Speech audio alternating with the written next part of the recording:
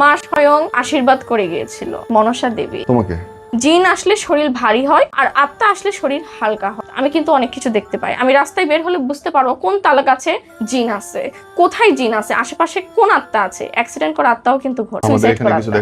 না, এখানে কিছু নাই, কিন্তু আসতে লাগে তাল গাছে দেখছি। মনসার গান দিয়ে আমি সুস্থ হয়েছিলাম, বেহুলা লক্ষিন্দরের। আমারও আমি নিজেই নাগিনের মতো ইয়ে করছিলাম। হ্যাঁ, আমার শরীর শেষ, খুব কষ্ট হয়। বিন বাজাইছে সেদিন তো পূর্ণিমার রাতও ছিল, সারা রাত পুরা নাগিন। আমি নাগিন মানুষ সত্যি। আমার হাত একাকি নাগিনের মতো নাচতেছে। আমার কর্মবন্ধন, বিবাহ বন্ধন, পুতুল ক্রিয়া করে জামা দিয়ে চুল দিয়ে খাইয়েছে আমাকে।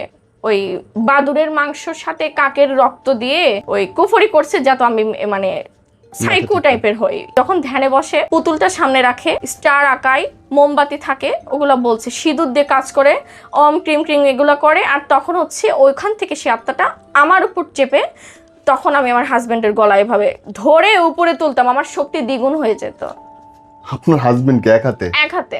সব থেকে বেশি নরক যন্ত্রণাটা হচ্ছে 27টা দিন প্রেগন্যান্সি অবস্থায় একটা সেকেন্ড বসতে পারিনি। তুই বসও নাই? না, 27টা দিন টানা দাঁড়িয়ে থেকেছি। ঘুম? দাঁড়িয়ে থেকেই ঘুমিয়েছি, বাচ্চার জন্য, নিজের জন্য না। জিন, ভূত, কালো জাদু যে কত কিছু করতে পারে, আজকের এপিসোডটা দেখলে আপনি বুঝবেন।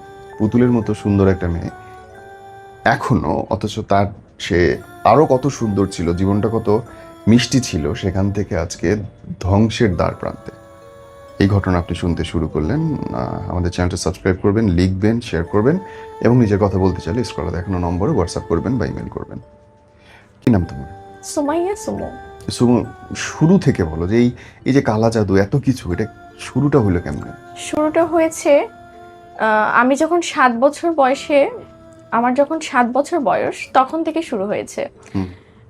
জমি জমা, ল্যান্ড প্রপার্টিস নিয়ে একটা গন্ডগোল এবং ঝামেলা, এবং আমার বাবার ভাগগুলো একটু বেশি কেন, সেগুলো থেকে হিংসাগত জনিত সমস্যার কারণে রিলেটিভসরা হিংসা করে এই ধরনের কাজগুলো করেছে, যেটা আমরা বুঝতে পারিনি। আমরা তখন এসব বিশ্বাস করতাম না।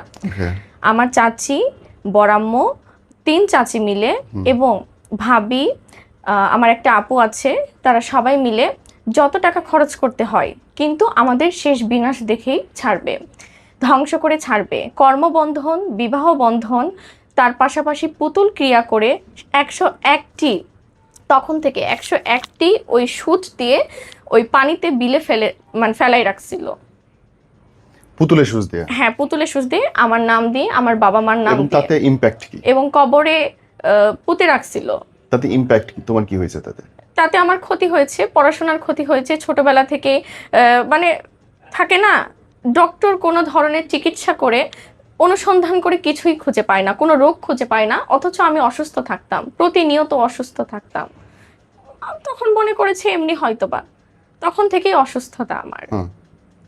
শুধু অসুস্থতা না, ওই ফজরের আজান যখন দিত, তখনও মানে খাট থেকে মানে পড়ে যেতাম শুধু, কিন্তু কেউ ফেলাই দিচ্ছে, তখন এটা এত আমার বাবা মার চোখে পড়ে নাই, বুঝে নাই, এমনি হয়তো বা আমি চলে গেছি, পড়ে গেছি। তখন থেকে জিন দিয়ে কাজ করে রেখেছিল, তখন থেকে জিনের কাজ। 2টা জিন দেওয়া ছিল তখন আমার সাথে। তো ছোট মানুষ, কিন্তু 7 বছর বয়স থেকে আমার সাথে জিন। যখন 7 বছর বয়স, তখন থেকে জিন। এতটুকু মানুষ কি, সেই জিন কিন্তু গরম, সেই জিনিসটা যে শরীরে ভর করতো, মাথা প্রচন্ড ব্যথা করতো, আমি বলতাম, কেউ বুঝতে পারতো না। অনেক অসুস্থতা, শুধু না, বমি হতো প্রতিনিয়ত। যে খাবার খাইতাম বমি হয়ে বের হয়ে যেত, স্যালাইন দিয়ে দিয়ে রাখতে হতো। খাইতে পারতাম না, তখনও খাইতে পারতাম না। তখন থেকে ফলের রস টস এগুলো খেয়ে থাকতে হইতো। সবাই বলতো যে অকর্মা, আমার মায়ের দোষ দিত, তার মানে কুসংস্কার আছে না, তার জন্য হয়তো বা এমন হয়েছে, মানে অপয়া, এরকম বলতো। আমার মা অপয়া, এই জন্য এই সন্তানটা একটা অভিশপ্ত, এই জন্য অসুস্থ থাকে, একটা কুসংস্কার। ধরা পড়লো প্রথম কখন যে তোমার? প্রথম ধরা পড়েছে তো আমি যখন মাইলস্টোনে পড়ি, তখন থেকে। মাইলস্টোনে যখন পড়ি, তখন ফার্স্ট আমার ম্যাডাম আমাকে বলে, উনি আমার কিছু চালচলন মানে ভাবভঙ্গি দেখে বুঝতে পেরেছিলেন উনি এসবে বিশ্বাসী, যার নাম রাফেজা মেহেদি। জি। উনি আমার ফর্ম টিচার ছিলেন। আহ, মানে ম্যাডামটা আমাকে মায়ের মতো ভালোবাসতো, তো আমাকে নিয়ে সে অনেক বোঝার চেষ্টা করেছে সমস্যাটা কি, হাত চালান দিয়ে রেখেছিল। এত ট্যালেন্ট স্টুডেন্ট আমার 7 দিনে পড়া মুখস্থ হয়ে যায়, একটা বই আমি 7 দিনে মুখস্থ করতে পারবো, কিন্তু পড়তে বসতাম না। এটাকে বলা হয় পড়াশোনা বন্ধ, কর্মবন্ধন, ওয়ার্ক স্টাক, যেটাকে মানে অ্যাস্ট্রোলজাররা বলে ওয়ার্ক স্টাক, আর কবিরাজ তান্ত্রিকেরা বলে কর্মবন্ধন, ছোটবেলা থেকে করা। তো এই জন্য আমি কখনো না বই নিয়ে বসিনি, আমি এমনি পাশ করে এসেছি। পরীক্ষার আগের দিন শুধু পড়তাম, আর অন্তত 7 দিনে একটা বই মুখস্থ করতাম। 7 দিনে সব বই, 13টা 16টা সাবজেক্ট একদিনে মুখস্থ করছি। ও মাই গড। হ্যাঁ, একদিনে, সরি 7 দিনে মুখস্থ করতাম, আর পরীক্ষার আগের দিন পড়ে পরীক্ষা দিতাম। হ্যাঁ। তো ওইটাই ম্যাডাম বলতো, এই মেয়ের এত প্রতিভা, এত ভদ্র একটা মেয়ে, অসম্মান করে না, বাবা মার সাথে ভালো ব্যবহার, সমস্যাটা কি, মেয়ে কেন পড়তে বসে না ক্লাসেও? আমি কোনোদিনও পড়া করে যেতাম না, ম্যাডাম ওখানে 5 মিনিট টাইম দেবে, 5 মিনিটের মধ্যে আমি সব মুখস্থ করে দিয়ে দিব। যদি বলে এই 4টা অধ্যায় আজকে মুখস্থ করো, সাথে সাথে মুখস্থ করে দিব আমি, এরকম। তো তখন ম্যাডাম বললো নিশ্চয়ই কোনো গরমিল আছে, পড়াশোনা কেন করতে চাইবে না, অথচ ভালো জায়গায় পড়তে আসছে, ভালো জায়গায় পড়তে আসছে, স্বপ্ন দেখে ভালো, কিন্তু পড়তে চায় না, কাজ করতে চায় না, এখনো কিন্তু তাই। মানে আমি এটা হব ওটা হব বলি, কিন্তু কাজের বেলায় গিয়ে আর কাজটা ঠিক মতো হয় না, এটাকে বলা হয় কর্মবন্ধন। এখনো পুরোপুরি আমি ঠিক হই নাই। তো ওই টাইমে পরীক্ষার সময় কি হতো, আমার হাতটা কেউ বন্ধ করে রাখতো, মানে এইভাবে ধরে আসছে, আমি বুঝতে পারি মানে চুম্বক আছে না, টানতেছে, চুম্বক দিয়ে টানতেছে আমার হাত, আমার লেখা কমপ্লিট হয় না, অথচ আমি সব পারবো, আমার লেখা কমপ্লিট হচ্ছে না, লেখেই যাচ্ছে কিন্তু শেষ হচ্ছে না, হাতটা চুম্বক দিয়ে থাকে। আমি মানুষকে বলবো, মানুষ আমাকে বলবে পাগল। মানে মনে হয় কেউ ধরে রাখছে। হ্যাঁ, ধরে রাখছে বলতে টাচ নাই, কিছু নাই, ভারী। Stuck হয়েছে। মানে দুইটা চুম্বক যখন সংঘর্ষণ হয়, যেমন একটা হয় না যে সিচুয়েশনটা ক্রিয়েট হয়, ঠিক তেমনটা অনেক ভারী। আর আমার হাতের সাথে কারো মানে একটা চুম্বকটা সংঘর্ষণ করতেছে, লিখতে পারতেছি না, হাত ভারী, কলম ভারী, লিখতেই পারতেছি না, হচ্ছেই না। তো এটা আমি যখন বলি, মানুষ অনেকে বলে যে তোমার কি সমস্যা। একটা ম্যাডাম রাগ করে বলছে মাথার কি সমস্যা, এটা কি ধরনের কথা, আজব ধরনের কথা, কলম কেন হচ্ছে ওই চুম্বকের সাথে আটকাই থাকবে, এগুলো শুনলে মানুষ পাগল বলবে, মানসিক রোগী বলবে, সবাই তো বিশ্বাস করে না। আমার ফর্ম টিচার অনেক ভালোবাসতেন, তো উনি আমাকে নিয়ে গবেষণা করলো কি, আমার নাম দিয়ে, ওনার পরিচিত কবিরাজ বাবা মার নাম দিয়ে দেখলো যে আসলে মেয়েটার সমস্যা কি। উনি বোঝার চেষ্টা করলেন, কারণ ওনার শাশুড়ি ওনাকে ব্ল্যাক ম্যাজিক করেছিল, কুফুরি করেছিল, উনি বিশ্বাস করে। দেখি তো পড়াশোনা, যেহেতু আমি রাজশাহী থেকে ঢাকায় পড়াশোনা করতে আসছি মাইলস্টোনে, তার মধ্যে আমার বাবার ল্যান্ড প্রপার্টিস অনেক বেশি, জমি নিয়ে গন্ডগোল বেশি। আচ্ছা। ভাই ভাস্তা, তারপর হচ্ছে চাচা চাচি, সবার সাথে, ভাইদের সাথে, বোনেদের সাথে আমাদের ভাগ অনেক বেশি। আমরা বসে বসে টাকা মানে পাই, কোনো চাকরি করতে হয় না, ব্যবসা করতে হয় না, হালাল টাকা, ধানের টাকা আসে, ল্যান্ডের টাকা আসে, মানে আরো অনেক কিছু। এগুলোই হিংসা। আর তারা তো জমি বেচে বেচে শেষ করে ফেলছে, আর আমাদের জমি সব ধরে আছে, আমার বাবা কিচ্ছু বেচে নাই, সব আছে। আমরা কিছু না করলেও আমাদের এমনি দিন চলবে, আমি যদি কিছু না করি আমি এমনি টাকা পাবো মাসে মাসে। এগুলো থেকে হিংসা করে, প্লাস মাইলস্টোনে কেন পড়বে, মেয়ে মানুষ বিয়ে করবে, আর কেন হচ্ছে ওই বিসিএস ক্যাডার বিয়ের প্রপোজাল আসবে, এগুলো হিংসা। আমাদের মেয়ের বিসিএস ক্যাডারের সাথে বিয়ে হলো না, আমার মেয়ের হলো না, তার মেয়ের কেন হবে, আর্মির অফিসার, তখন থেকে ছোট মেয়ে বিয়ে করতে চায় তারা কখনো ওই ম্যাচিউর মেয়ে না পছন্দ করে না। তাদের কথা ঘরের বউ হবে, বাচ্চা টাইপের মেয়ে, আমরা একটু দেখে শুনে ভালো মেয়ে নিব, ভালো ঘরের মেয়ে, ভদ্র মেয়ে, যে সংসার করবে, বাচ্চা মানুষ করবে, এগুলো। আর যদি বিজনেস করতে হয় করবে, একটা ভালো মেয়ে চাই। এগুলো দেখে হিংসা করে তারা আমার কর্মবন্ধন, বিবাহ বন্ধন, তারপর পুতুল ক্রিয়া করে, জামা দিয়ে, চুল দিয়ে, এবং খাইয়েছে আমাকে ওই বাদুড়ের মাংসর সাথে কাকের রক্ত দিয়ে, ওই কুফরি করছে, যাতে আমি মানে সাইকো টাইপের হই, মানে ভালো জায়গায় যেন বিয়ে না হয়, কোনো স্বামী যেন দেখতে না পারে। অনেক টাকা দিয়ে করছে, ভারত থেকে ওগুলো জিনিস নিয়ে আসছিল, কাকের রক্ত দিয়ে বাদুড়ের মাংস, মানে এমন ভাবে রান্না করছে বোঝাই যাবে না কিছু, খাইতেও ভালো, বুঝি নাই তো, ছোটবেলায় খাওয়াই দিছে। তো প্রতিনিয়ত এরকম করছে নাকি, সকল কবিরাজ বলছে ভারতবর্ষের গুরুদেব যে কিনা ফেমাস বাগেশ্বর ধাম বাবা, তারপর ওই যে জয়া কিশোরীরা চেনেন তো, ওরকম টাইপের গুরুদেবের কাছে গিয়েছি। এই তো মাত্র 2 বছর হলো, 2 বছর না 1 বছর হলো মাত্র সবকিছু জানতে পারছি। এত প্রথম জানতে পারলেন কার কাছে গিয়ে? প্রথম জানতে পেরেছি ম্যাডামের পক্ষ থেকে, তোমাকে ব্ল্যাক ম্যাজিক করা আছে, তুমি কিন্তু পড়াশোনা কিন্তু কর্মবন্ধন, তুমি ঠিক মতো পাশ করতে পারবে না, পাশ করলেও ভালো রেজাল্ট গোল্ডেন এ প্লাস এরকম কিন্তু পাবে না। তারপরে কোথায় তোমাকে সুস্থ হতে হবে, তুমি তোমার এলাকা বা ভারতবর্ষে গিয়ে কোনো ভালো মৌলানা, কবিরাজ, অ্যাস্ট্রোলজার, যে কোনো সাইকিক যারা, এগুলো দেখিয়ে নিজে ঠিক হওয়াবে বাবা, তারপর পড়াশোনা করতে আসো। জীবন সবার আগে, পড়াশোনার বয়স অনেক পরে আছে, এখনই তোমাকে তাড়াহুড়ো করতে হবে না। তারপর তোমার তখন থেকে ম্যাডাম বলেছিল, ম্যাডাম আবার আছে না কিছু ওই জ্যোতিষী টাইপের, তুমি যেখানেই বিয়ে করো, একটা গরিব ছেলেকেও যদি বিয়ে করো, একটা বয়স্ক মানুষকেও যদি বিয়ে করো, তুমি কখনো ভালোবাসা পাবা না, এবং তোমার শাশুড়ি মেরে ফেলবে, এবং তোমার ফ্যামিলিতে যে দেবর ভাসুর বা শ্বশুরেরা থাকবে কেউ দেখতে পারবে না, সবাই তোমার এগেনস্টে থাকবে, কারণ তোমার এমন কোনো কাজ করা আছে বন্ধন ক্রিয়া, যে বন্ধনটা কাটাতে হবে। তোমার নামে চাবি তালা দিয়ে পুতুল বানিয়ে বিলে এবং বিভিন্ন জায়গায় ফেলাই রাখা আছে, ওটা যতদিন না পর্যন্ত উঠবে তুমি ঠিক হতে পারবে না। এখন তো নাম পরিবর্তন করেছি, আসল নাম দিয়ে ক্ষতি করা যায়, নকল নাম দিয়ে যায় না। এখন আমার যেটা নকল নাম, আসল নাম তো তারা জানে, যেটা দিয়ে আকিকা করা হয়েছে সেটা দিয়ে ক্ষতি করেছিল। ও মাই গড, তার মানে হচ্ছে তুমি পরে ডাক্তার মানে কবিরাজ দেখাতে তুমি ইন্ডিয়া গেলে? না, তখন যাই নাই, তখন আমি বাংলাদেশে রংপুরের সব থেকে শ্রেষ্ঠ কবিরাজের কাছে গিয়েছিলাম, মাইলস্টোনের ম্যাডাম বলেছিল যেতে। তো ওইখানে যাওয়ার পর সে বলে মানে জিন দেওয়া আছে আপনার সাথে, মানে এমন জিন, আশিক জিন ধরে দিয়েছে, মানুষের কিন্তু এমনি ধরে, সুন্দর দেখলে ধরে, সে আশিক জিন কোথায় থেকে এখন কবিরাজ পাইছে তারা তো জানে, পরি আত্মা নিয়ে থাকে, সেই জিনটা দিয়েছে কোনো ছেলের সাথে যাতে সম্পর্ক না করতে পারি, কোনো বন্ধু বান্ধব বা সমাজের সামাজিকতা যাতে বজায় না রাখতে পারি, একাকিত্বর মাধ্যমে যেন থাকতে পারি, এবং মানুষ যেন দেখে বলে সে একটা মানসিক বিপর্যস্ত বা সমাজে মিশতে পারে না, অহংকারী এবং বেয়াদব যাতে মনে করে, সবার সাথে সম্পর্ক যাতে নষ্ট হয়। হোস্টেলেও কোনো মেয়ের সাথে আমার হয় না, সকল মেয়ে কি করছে, হোস্টেলে যখন ছিলাম মাইলস্টোনে ভিআইপি হোস্টেল, আমার পানির সাথে বোর্ডের চক মিশে দেয়, খাবারের সাথে কি মিশাই দিছিল, ও খালাকে টাকা দিয়েছিল আমার চাচাতো ভাই এতটাই ডেঞ্জারাস, ঢাকাতে নেশাখোর ঠিক করছিল, এমন নেশাখোর অ্যাসিড নিক্ষেপ করার জন্য। আমি কিন্তু ভূঁইয়া একাডেমিতে, ব্যারিস্টার রাবেয়া ভূঁইয়ার ভূঁইয়া একাডেমিতে যখন পড়তাম, তখন আমি অ্যাসিড নিক্ষেপের শিকার হতে হতে বেঁচেছি। এরকম যদি না করতাম আমার মুখে অ্যাসিড পড়তো।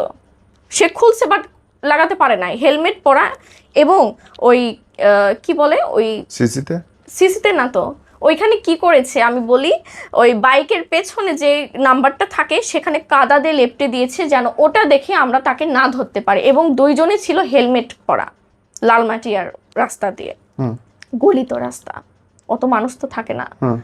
তো আমি তখন ব্যারিস্টার না, উনি হচ্ছে LLM কমপ্লিট করা একজন স্যারের কাছে পড়তাম, যার নাম স্যার।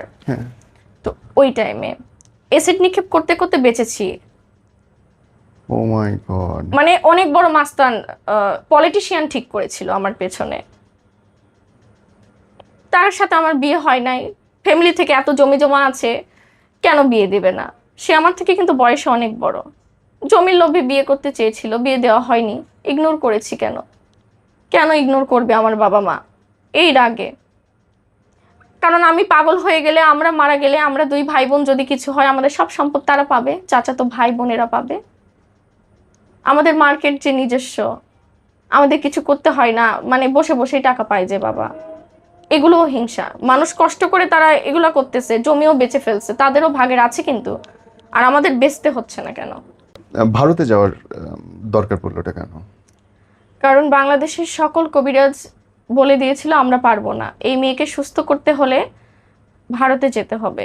সব কবিরাজ রাকিরা বলে দিয়েছে যে আমরা পারবো না? হ্যাঁ, রাকি বলেছে, কবিরাজ বলেছে, অ্যাস্ট্রোলজার বলেছে, বলেছে, আরেকজন ফেমাস কি যেন নাম অ্যাস্ট্রোলজার, তার নামও সাইকিক বলেছে, পারবো না, এত কঠিন করা। তো আমি তো নাগিনের আত্মাও দেখছি। হ্যাঁ, ওই যে মনসা আছে না, মনসা তো চেনেন তো, মনসার গান দিয়ে আমি সুস্থ হয়েছিলাম, বেহুলা লক্ষিন্দরের। কি বলে? হ্যাঁ, সে নিজে মানে ভগবান তো মিথ্যা না, হিন্দু শাস্ত্রে এটা মানে মুসলমানেরা মানবে না। মা স্বয়ং আশীর্বাদ করে গিয়েছিল মনসা দেবী তোমাকে। না, যখন বিন বাজিয়েছিল, সাপ এসেছিল, বেহুলা লক্ষিন্দরের একটা যাত্রাপালার মতো গান দিয়েছিল সেখানে। হ্যাঁ, তো ওই টাইমে ওই সাপগুলো এসেছিল ফোনা তোলা, 2টা মাথার মতো। তো মা স্বয়ং এসে আমাকে আশীর্বাদ করে গিয়েছে, আমি দেখবো। মানে ওটা বুঝতেছে যে তান্ত্রিক, সে বুঝতেছে, বাট আসছে তো, এটা মিথ্যা না। আমারও আমি নিজেই নাগিনের মতো করছিলাম। সাপে, আপনারা সিনেমা দেখেছেন হয়তো বা নাগিনের। হ্যাঁ, আমার শরীর শেষ, ওরে বাপ রে বাপ, খুব কষ্ট হয়। বিন বাজাইছে সেদিন, তো পূর্ণিমার রাতও ছিল, সারা রাত আমার প্রচন্ড কষ্ট হয়েছিল। যে পুরা নাগিন, আমি নাগিন, মানুষ সত্যি ফুল নাগিন। মানে ওরা হইতে বলছে না, আমার তুমি হাত নিজে একাকি একাকি নাগিনের মতো নাচতেছে। নাগিনের যে কষ্ট হয় না বিন বাজাইলে, সেই কষ্টটা আমার হয়েছিল। তো ওই জন্য মানুষ বলছে আরে আল্লাহ, এই তো পুরা নাগিন। সত্যি আমি বিশ্বাস করতে পারিনি। আমার ফ্যামিলিতে সবাই দেখছে, সবাই সাক্ষী। মনসা দেবীর মা তো ভালো, সরি মানে আমি মা বলি মনসাকে, কারণ আমি সাহায্য পেয়েছি, সে বাঁচিয়েছে। সে ওই পুতুলটা তুলে নিয়ে আসছিল, তার মাধ্যমে কিভাবে তুলে নিয়ে আসছে তারা বোঝে। দেখছো পুতুলটা? না, আমরা দেখিনি, ওনারা দেখছে। ওকে, ওনারা দেখছে, কিন্তু আমার পেট থেকে বের করছে। পেটের ভেতরে তাবিজ ছিল, সে তাবিজ মুখ থেকে বের হইছে। তোমার মুখ থেকে? হ্যাঁ, একাকি বের হইছে। সিরিয়াসলি? হ্যাঁ, জাস্ট গলাটা করে দিছে, গলাটা মানে 3বার ঝেড়ে দিছে, পেটের ভেতর থেকে বের হইছে। হ্যাঁ, তাবিজ বের হইছে, তাবিজ ছিল ভেতরে, ওই শকুনের হাড্ডি ছিল। আমার বড়াম্মুরও এগুলো করছে। এরা খুব মানে জানেন, আম গাছে জাম ধরাতে পারে। বিশ্বের শ্রেষ্ঠ কবিরাজের বই আছে তাদের কাছে, কামরূপ কামাখ্যা থেকেও সেরা, সব পারে। নাগিন মিথ্যা না, নাগিনের আত্মা আছে। মানুষের আত্মা সুইসাইড করে আত্মা দিয়ে করছিল, আমার পতিতার আত্মা দিয়ে করেছিল। পতিতার আত্মা সত্য, তারা মিলাদ পায় না, তাদের আত্মাকে মানুষ সম্মানের সাথে করে না, তাদের কষ্ট। আমার অপরাধ কি? আমাকে যেই প্রস্টিটিউটের আত্মা দিয়েছিল, সে আত্মা নিজে আমার যখন ভর তুলেছিল, কবিরাজ মৌলানা, ভারতবর্ষেরও কিন্তু, সেও জানে, তখন বলেছিল, ওই ওই আত্মা বলেছিল সে ভালোবেসে একটা ছেলেকে বিশ্বাস করে তার সাথে গিয়েছে, তাকে খারাপ জায়গায় বেচে দিয়েছে। ওই আত্মাটাকে, ওই আত্মার প্রতিশোধ আমি কাউকে ভালো থাকতে দিব না। সেই আত্মাটা দিয়ে আমাকে করেছিল। তান্ত্রিক জানে, তান্ত্রিকরা তো কবরেও ওই শ্মশান ঘাটে, শ্মশানে হিন্দু আত্মা যেহেতু, ওইটা কি যেন নাম তার, সিঁদুর পরে থাকে আত্মাকে, এই জন্য আমি সবসময় সিঁদুর দিতাম, এগুলো দিতাম। তার রাগ, আমিও চাই সবার বয়ফ্রেন্ড স্বামীরা তাদের ওয়াইফকে এই খারাপ কাজে নিয়ে যাক বা খারাপ জায়গায় বেঁচে দিক। সে ছিল, সে খারাপ কাজ করবে না, ভালো ফ্যামিলির মেয়ে, ভালোবেসে সে সেই ছেলেটির হাত ধরে পালিয়ে গিয়েছিল, কিন্তু সেই ছেলেটি তাকে খারাপ জায়গায় দিয়ে দিয়েছে। আর সে সুইসাইড করার কারণে, তার কথা, যারা পতিতা প্রস্টিটিউট, তাদের মিলাদ হয় না, চল্লিশা হয় না, কবর হয় না, শ্মশান ঘাটে চিতাই পোড়ানো হয় না, পানিতে ভাসিয়ে দিয়েছে। আমাদের কি অপরাধ? আমিও তো তোর মতো ভালো ছিলাম, আমার অপরাধ কি? তো এখন বলছে তো তুই কেন এই মেয়ের পিছনে লেগেছিস? তান্ত্রিক আমাকে লাগিয়ে দিয়েছে, আমি মুক্তি চাই। ওই বোতলবন্দি করে, আত্মাটাও দেখছে, এই যে ধোঁয়ার মতো করে, আমি কিন্তু দেখতে পাই, কারণ আমি স্পিরিচুয়ালি, আমার কিন্তু থার্ড আই অ্যাক্টিভেট।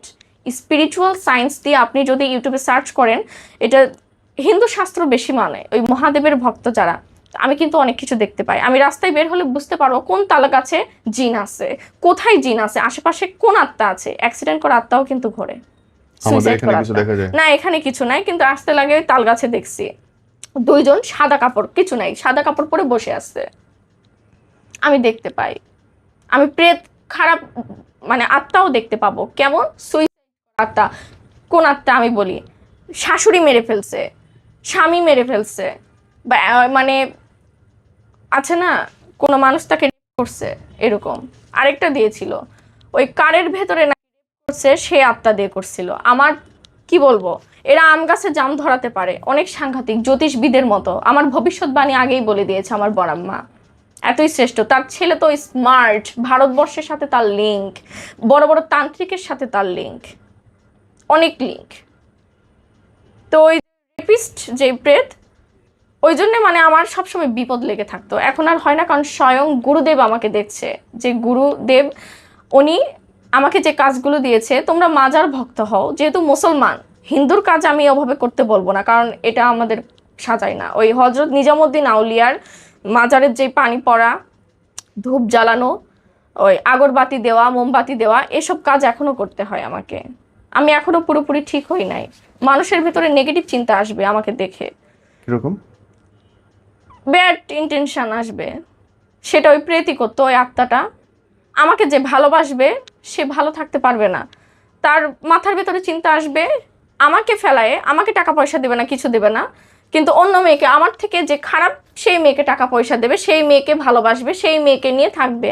এগুলো করাইতো, প্রেত করাইতো। প্রেত বলতে আত্মা, নবস যেটাকে বলা হয়। সে চায় না তার স্বামীর ভালোবাসা সে পায় নাই, তার স্বামী তাকে খারাপ জায়গায় করছে, সেও চায় আমিও করবো এরকম। আপনাকে ভালো থাকতে দিবে না। ওখান থেকে ওই যে যখন ধ্যানে বসে, পুতুলটা সামনে রাখে, স্টার আঁকায়, মোমবাতি থাকে, ওগুলা বলছে, সিঁদুর দিয়ে কাজ করে, অম ক্রিম ক্রিম এগুলো করে। আর তখন হচ্ছে ওইখান থেকে সে আত্মাটা আমার উপর চেপে, তখন আমি আমার হাজবেন্ডের গলায় এভাবে ধরে উপরে তুলতাম, আমার শক্তি দ্বিগুণ হয়ে যেত। আপনার হাজবেন্ডকে এক হাতে? এক হাতে। এবং আমি শূন্যে ভাসতাম, আমার চুলটা নিয়ে যায় ওই ফ্যানে পেঁচায় রাখতো। একদম শূন্যে ভাসে না, আপনারা সিনেমাতে দেখেছেন যে, সিরিয়াসলি সবাই দেখেছে, বিআরবি হসপিটাল পর্যন্ত সাক্ষী, বিচ্ছু পোকা একা একা গায়ে পড়ে। 27 দিন দাঁড়িয়ে থেকেছি প্রেগনেন্সি অবস্থায়, দাঁড়াই থাকছি। পুতুল ক্রিয়া করা ছিল, পুতুলের উপর সুই ফুরানো ছিল, আমার গোটা শরীর আগুনে জ্বলাচ্ছে কেউ, আর ফুটো করছে, আমি দেখাতে পারতেছি না রক্ত, এতটা কষ্ট। আমি আল্লাহর কাছে বলছি, আল্লাহ একটা কুকুরের পাশে হলেও আমার শোয়ার বসার ব্যবস্থা করে দাও, একটা ডাস্টবিনে হলেও যেন আমি একটু বসতে পারি, আমার সন্তানকে আমি বাঁচাবো। আমি কিন্তু এই যুগের নারী হয়েও ওই আগের যুগের বেহুলাদের মতোই কষ্ট করেছি। সবাই সাক্ষী, আমার ডক্টর সাক্ষী, 4টা ডক্টর বড় বড় বাংলাদেশের, ফারজানা ম্যাম, এনার সবাই সাক্ষী আছে। হসপিটালে পর্যন্ত বসতে পারিনি, আলট্রা পর্যন্ত আমি শুয়ে থাকতে পারবো না, আলট্রা আমাকে এইভাবে করছে, আমি এইভাবে হিলান দিয়ে আছে দেয়ালেও আমার গলা টিপে ধরতেছে। ডাক্তার বিশ্বাস করেছে, হ্যাঁ এগুলো শাশুড়িরা করে, পরিবার থেকে করে, ডেঞ্জারাস ব্ল্যাক ম্যাজিক হয়ে গেছে, কারণ সবাই করছে, আমাকে স্যার পর্যন্ত করছে, একজন ব্যারিস্টার শিক্ষক প্রচন্ড ক্ষতি করছে, সে কাশ্মীর যেয়ে করছে। তার চোখে জল ছিল যখন আমি স্যারকে গিয়ে বলেছিলাম, স্যার মানে আমার হাজবেন্ড গিয়ে বলেছিল, আমার হাজবেন্ড কিন্তু তারই স্টুডেন্ট, তারই চোখের সামনে সে বলছে চন্দ্রমুখী সিনেমার মতো, রাজাকে ছেড়ে সৈন্যর সাথে সম্পর্ক। তো বলছে চন্দ্রমুখী মুভির মতো, মেরে ফেলবো। চন্দ্রমুখী মুভিতে ওই যে রাজা মেরে ফেলে না, সে একদম কাল্পনিক জগতের। সব থেকে বেশি নরক যন্ত্রণাটা হচ্ছে 27টা দিন প্রেগনেন্সি অবস্থায় একটা সেকেন্ড বসতে পারিনি। তুই বসো নাই? না, 27টা দিন টানা দাঁড়িয়ে থেকেছি। ঘুম? দাঁড়িয়ে থেকেই ঘুমিয়েছি, বাচ্চার জন্য, নিজের জন্য না। আমার পা ফুলে শরীর ফুলে শেষ। 3 দিন হলে তাও হয়, একটা মানুষ দাঁড়িয়ে থেকে ট্রেনেও কিন্তু আসতে পারবে না, রাইট? বা একটা 1 ঘন্টা দাঁড়িয়ে থাকলে তো পায়ের হাড্ডি ব্যথা হয়ে যায়। আমি থেকেছি, আমি যে অনেক কষ্ট করেছি, আমার বাচ্চাকে বাঁচাতে হবে, তাছাড়া তো বাঁচাতে পারবো না। 27 দিন? হ্যাঁ, আমার রক্ত 5 পয়েন্ট ছিল, তারপর আমার বাচ্চা বেঁচে আছে, আমার বিশ্বাস ছিল। এই জন্য তো হিন্দু শাস্ত্রের দেব দেবীর আশীর্বাদও আছে। মুসলমান হয়েছে তো কি হয়েছে, তারা আমাকে ভালোবাসে। কষ্ট করেছি যে, বললাম না মনসা দেবীর কথা, শিব ঠাকুরের কথা বললাম, কি করব, বিপদে তারা তো আশীর্বাদ করেছে বলেই তো একটু হলেও সুস্থ হতে পেরেছি। নিজের চোখে কিছু দেখছো আপু? নিজের চোখে দেখেছি, ওই আত্মাকে দেখেছি, সব আত্মাদের দেখেছি। একটা নর্তকী দিয়েছিল যে ড্যান্স করে সব জায়গাতে, অনেক মানে অনেক সুন্দর, কিরকম পোশাক পরা, এরকমই মুক্তার পোশাক পরা, সাদা পোশাক পরা, পুরা এত সুন্দর দেখতে, অপ্সরা, পুরো অপ্সরার মতো, চুল ফুলাই থাকে, এত বড় বড় চুল, মুকুট পরা। তো সে শুধু ড্যান্স করে বেড়ায়, সব জায়গাতে নাচ করে। এই জন্য আমার না নাচ শিখতে হয় না, মানে এমনি নাচ চলে আসতো। আমার ভালো লাগতো না, সবসময় নাচ করতে ইচ্ছা হতো, যেটা আমার স্বামী, আমার শ্বশুর শাশুড়ি পছন্দ করে না। আবার আমার শাশুড়ি কি করেছিল, চকলেটের সাথে ব্ল্যাক ম্যাজিক করে খাওয়াই আমাকে পাগল বানাইতে চাইছিল। আমার স্বামী আমাকে পছন্দ করে, ভালোবাসে, কেন আমাকে ড্রেস কিনে দেবে, কেন আমাকে বিগ মানে ভালো ভালো রেস্টুরেন্টে নিয়ে যাবে, কেন আমার জন্য এত কিছু করবে, কেন ব্র্যান্ডের সব ড্রেস কিনে দেবে, কিসের জন্য কিনে দিবে, কেন নিজ থেকে পছন্দ করে কেন বিয়ে করবে? আমার স্বামী নিজ থেকে পছন্দ করেছে, কেন তুই করবি? এই রাগে আমাকে পাগল বানায় মেন্টাল হসপিটালে ভর্তি করাতে চাইছিল, খাওয়াইতে চাইছিল, বাট আমি তখন থেকেও বুঝতাম, আমি জেনে যেতাম, মানে একটা আইকিউ থাকে না, স্পিরিচুয়ালি আমার একটা মানুষের কিন্তু থাকে যোগ্যতা, তখন থেকে ছিল, কিন্তু সেটা আমি খুলিনি। এখন খুলেছি, এখন অনেক কিছু বলতে পারি, কিন্তু সেটা নিয়ে বুঝতে হবে। একটা মানুষ সম্পর্কে বলতে পারবো সে সারাদিন কি খেয়েছে কি করছে, কিন্তু জবে বসতে হবে, আমাকে টাইম দিতে হবে 3 দিন এরকম। সে কার সাথে কি পরকীয়ার সম্পর্ক সেটাও বলতে পারবো। তাহলে তো দুনিয়ার সব মেয়ে তোমার পেছনে লাইন দিবে, বলো আমার জামাই আমার থেকে তো অনেকেই বলতে পারে, সব বলা যাবে না, কিছু কিছু সব বলা গেলে তো মানুষ তো ভগবান হয়ে যায়, মানে আল্লাহ হয়ে যায়, সেটা তো না। নজরুল্লাহ, সেটা তো পারবে না। মাই গুড গড।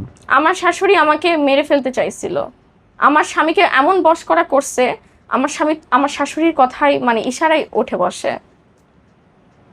অনেক ভালো ছিল, আমার হাজবেন্ড খুবই ভালো ছিল, তার মধ্যে আমার হাজবেন্ডের এক্স গার্লফ্রেন্ড আবার ইনভলভ আছে। রাজ 3 মুভি আছে না, ঠিক তেমনটাই ঘটছে আমার সাথে। পরে যে আমার হাজবেন্ড একটু চেঞ্জ হয়ে গেল, ভুল ভাল কথা লাগায় শাশুড়ি ননদরা, অনেক মিথ্যা মিথ্যা কথা লাগায়, যখন তখন একটু আমি আবার বলতাম, আমি থাপ্পড় মারতাম তো হাজবেন্ডকে, যে তোর সাথে আমি সংসার করব না। আমি না ওই ভর তুলতো, আপনারা তো ভুল ভুলাইয়া মুভি দেখেন নাই, ঠিক ওইরকম করতাম, গলাতে তুলে ওরকম করতাম, তাহলে একটা পুরুষ মানুষ ওইরকম ওই যদি 60-70 দেখে। কেজি উঁচু করতে পারতা? হ্যাঁ, সত্যি আমার তখন শরীরে যে আত্মার ভর, সে আত্মাটা যে প্রস্ফুটিত হচ্ছে আমার শরীরে। ফুল ভুল ভুলাইয়া মুভির মতো ওই যে যে বিদ্যা বালান যেমন করছে তেমনই করতাম আমি। তো তখন ওই টাইমে বলছে, আমার তো ভয় লাগতেছে। আমার হাজবেন্ড আবার রাতে আমার গলায় আবার টিপ দিত, তার ভেতর আবার প্রেত ঢুকতো, মানে জিনটা জিনের মতো, যেটা মুসলমানেরা জিন বলে আর হিন্দুরা বলে আত্মা। হাজবেন্ড গলে চাপ দিতে? হ্যাঁ, রাতে মানে মেরে ফেলতে চাইতো। আমাদের মধ্যে একটা লিগালি পুলিশ কেস যেন হয়, হয় ওই আমাকে মারুক, নয়তো আমি ওকে মেরে ফেলবো, এরকম। আমার শাশুড়ি এগুলো জানতে পারে, আরো ক্ষতি করতে চাইছে, আরো ক্ষতি করতে চাইছে, চকলেটের সাথে মিষ্টির সাথে ব্ল্যাক ম্যাজিক করে মেন্টাল বানাতে চাইছিল, মানে সাইকো। বিচ্ছেদ ক্রিয়া, হাজবেন্ড যেন নিজ থেকে আমাকে ঘৃণা বোধ করে, দুইজনের মধ্যে সেপারেশন ক্রিয়া, ব্ল্যাক ম্যাজিক সিক্রেট, মানে মানুষ বুঝতে পারবে না, কিন্তু আমাদের মধ্যে ভাল লাগে না, আমারও ওর ভাল লাগতো না। আমি তোমার থেকে অনেক বড় লোক বিয়ে করে দেখাবো, তুমি কি, তোমার কি আছে, আমিও বলতাম, ও বলতো। পরে আবার আমরা যখন ঠিক আচ্ছা এরকম কেন করলাম, ও বলে আচ্ছা আমি এরকম কেন করলাম, আমরা বুঝতে পারতাম না ওই টাইমটা। আমাদেরকে কেউ হিপনোটাইজ টাইপের আমাদেরকে কেউ চালাতো, আমাদের শরীরটা হালকা লাগতো, আবার অনেক সময় ভারী লাগতো। জিন আসলে শরীর ভারী হয়, আর আত্মা আসলে শরীর হালকা হয়। আমি শূন্য, কিছু নেই আমার, আমি আমি কি দেখছি, কি করতেছি, অজ্ঞানের মতো। জ্ঞান ফিরলে আমি এরকম কেন করলাম, এরকম। সব থেকে বেশি ক্ষতি করেছে আমার শাশুড়ি পরে এসে। আমার হাজবেন্ড আবার তার এক্স গার্লফ্রেন্ডের কথা শুনে, তার এক্স গার্লফ্রেন্ড বলেছিল কি, তুমি এটা দাও, দেখো তোমার ওয়াইফ তোমাকে আর সন্দেহ করবে না, কিছু করবে না, এটা খাওয়াও, পানির সাথে মিশাই দিবা। আর তুমি আমাকে ছেড়ে তুমি ওই মেয়ের সাথে এখন সম্পর্ক, বিয়ে করছে সেটা বুঝতে পারেনি, কিন্তু সেই মেয়েও ব্ল্যাক ম্যাজিক জানে, কবিরাজ দিয়ে তান্ত্রিক দিয়ে বুঝতে পেরেছে, বিয়ে করছে চুপ করে। আমার হাজবেন্ড কিন্তু চুপ করে বিয়ে করছিল, হ্যাঁ, সবাই ওভাবে পরিবারের জানতো না। তো ওই মেয়ে এক্স গার্লফ্রেন্ড তো রাগ করবেই। আমার মধ্যে কি কম ছিল যে আমাকে না করে ওই মেয়েকে কেন করলো? ও কিন্তু অনেক সুন্দর, ও ও একটা নেতারই মেয়ে, ও নেতার মেয়ে। ওই রাগের চোটে তখন ওই রাজ 3 মুভির মতো বলছে, তুমি যদি এটা এই মুহূর্তে না করো, আমি তোমার ভিডিও, মানে স্ক্যান্ডাল, এগুলো সব ভাইরাল করে দিব, তোমার ওয়াইফের কোনো ক্ষতি হবে না, কিন্তু সে নিজ থেকে তোমার মানে ছেড়ে চুপ দিবে। হয় চুপ থাকবে, আমাদের সম্পর্ক মেনে নেবে, আমি তার সামনে, তার চোখের সামনে আমি তোমার কাছে যাব, সে কিছু বলবে না, সে আমাদের বসে থাকবে। আমার হাজবেন্ডকেও তখন ওই সাইকিক করছিল, ওর কথায় উঠতো বসতো ওই জিন দিয়ে, তখন সে সেটা করতে বাধ্য, সে ওটাই করছে, আমাকে খাইয়ে দিছে। তারপর থেকে আমার একটু বেশি অন্যরকম, মানে কাজের প্রতি অনীহা, সবকিছু থেকে আমার একটা অন্যরকম, মানুষের কাছে অপছন্দ টাইপের, যার তার সাথে আমার গন্ডগোল ঝামেলা হতো। শুধু তাই না, সবাই জড়িত ভাইয়া, কি বলবো, সবাই জড়িত। পরিবার তো আছে, ল্যান্ড প্রপার্টিস, ব্যারিস্টারি কেন পড়বে এগুলা নিয়ে, যে কোনো মুহূর্তে আমাকে মেরে ফেলবে রাস্তায়, এটাও যে কোনো মুহূর্তে ট্রাক পিষে মেরে ফেলবে, হসপিটালে গেছি, নার্সকে পর্যন্ত টাকা দিয়ে হাত করেছিল, আমাকে নার্সও গলায় টিপ দিছিল, প্রেগনেন্সি অবস্থায় যেন বাচ্চা সহ আমি মারা যাই, এবং ওষুধ মিশে দিছিল, স্যালাইনের সাথে কি যেন ওষুধ মিশে দিছিল। ভাগ্য ভালো ওটা পুরোটা যে কবিরাজ আমাকে চিকিৎসা করতেছিল সেটা ঠিক করে দিছিল, ওটা আর ওষুধ খারাপ কাজ করে নাই। তখন টাকা দিয়ে চিকিৎসা করি, সে ভালো চাইবে না? তোমাকে আশেপাশে বাসায় বা থাকার রুমে কোনো কিছু দেখো, চোখে দেখো কিছু? এখন আর ওভাবে দেখি না, আমার আশেপাশে আসতে ভয় পায়, কারণ প্রেত আত্মাকে আমি হাসি ওদেরকে দেখে, যে কে কি করবে, ডোন্ট কেয়ার, আমার ভয় লাগে না, আর ভয় লাগে না। এখন একটাই ভয়, একটাই সমস্যা, লিগালি সমস্যা, যেটা আইনগত সমস্যা। আমার চাচাতো ভাই আবার লোক ঠিক করবে, হয় মেরে ফেলবে, নয়তো ওয়াইফ থাকুক। আমি জানি না এই বিবাহিত মানুষদের কি সমস্যা, সম্পদের লোভে বিয়ে করতে চায়, আমার বাচ্চাকে মেরে ফেলতে চায়। এই বাচ্চা তো মানুষের বাচ্চা, কেন নিব? এনি টাইম বাচ্চা চুরি করার জন্য পর্যন্ত লোক লাগাইছিল আমার কাজিন। তো বাচ্চা মেরে ফেলার থেকে তো একটা জায়গায় দিয়ে দিলে টাকা পাওয়া যাবে। একটা ক্রিমিনাল টাইপের ক্রাইসিস। ঈশ্বর মাফ করো। আমি ভুঁইয়াতে কিন্তু হেলমেট পরে চলাফেরা করছি, সকল ছাত্রছাত্রী জানে, সব ছাত্রছাত্রী জানে, অ্যাসিড নিক্ষেপের জন্য রাস্তায়, মানে কি বলবো, সেটও পাইছিলাম এরকম। সংসার 3 মাসও করতে পারবেন না, একটা স্যারও বলেছিল 3 মাস সংসার করতে পারবেন না, আপনি পারবেন না, একদমই পারবেন না। হাজবেন্ড টাচ করতে পারতো না, আর ওনার কথাই সত্যি হয়ে গেছে। কিরকম? ও টাচ করলে ওর শরীর মানে ঝিটকার মতো, বিজলির মতো মারা যাবে এমন টাইপের। তারপরে সে তার মাকে বলেনি, তাও বলছে থাক, সমস্যা কি, এখন কি করব। ওই জন্য আমরা কবিরাজের কাছে গেছিলাম।